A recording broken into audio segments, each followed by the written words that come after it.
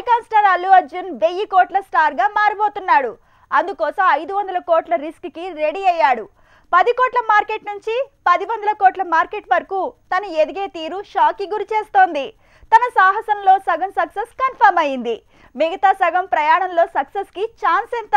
Take a look. Pushpa మూవీతో pan India star గా మారిన బన్నీ ఇప్పుడు తన మార్కెట్ ని 1000 కోట్లకు పెంచుకునే ప్రాసెస్ లో 500 కోట్ల రిస్క్ కి రెడీ అయ్యాడు. ఈ నెల 13 నుంచి థాయిలాండ్ లో పుష్ప 2 షూటింగ్ షురూ కాబోతోంది. ముందుగా పులితో ఫైట్ సీన్ ని తెరకెక్కించబోతోంది ఫిల్మ్ టీం. అయితే 450 కోట్లకున్న బడ్జెట్ కాస్త 500 కోట్లకు పెంచారట.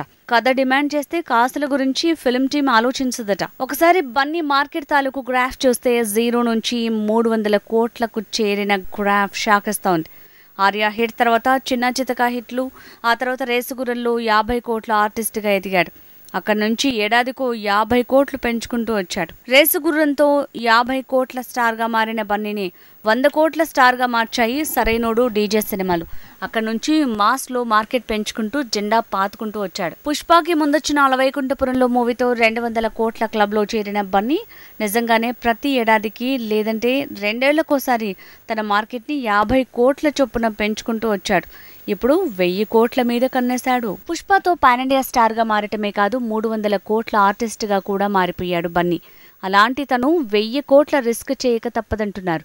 అలాంటి రిస్కులు 3 చేస్తానంటున్నాడు. పుష్ప 300 కోట్ల పైనే రాబట్టింది. పుష్ప 2 1000 కోట్లైనా రాబట్టగలదంటున్నారు. సో అందుకే 150 కోట్లతో ప్లాన్ చేసిన పుష్ప 2ని 250 కోట్లకు పెంచి ఆ తర్వాత బడ్జెట్ని 350కే పెంచారు.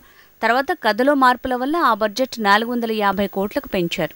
షూటింగ్ డిలే అవటం వల్ల, అలానే పులి ఫైట్ సీన్ వల్ల మరో 50 కోట్లు పెంచారు. RRR, KGFలా 1000 కోట్ల పైనే రాబట్టే సీన్ ఉన్న సినిమా కావడంతో పుష్ప 2 విషయంలో బడ్జెట్ ఎంతైనా సరే అంటున్నారు ప్రొడ్యూసర్స్.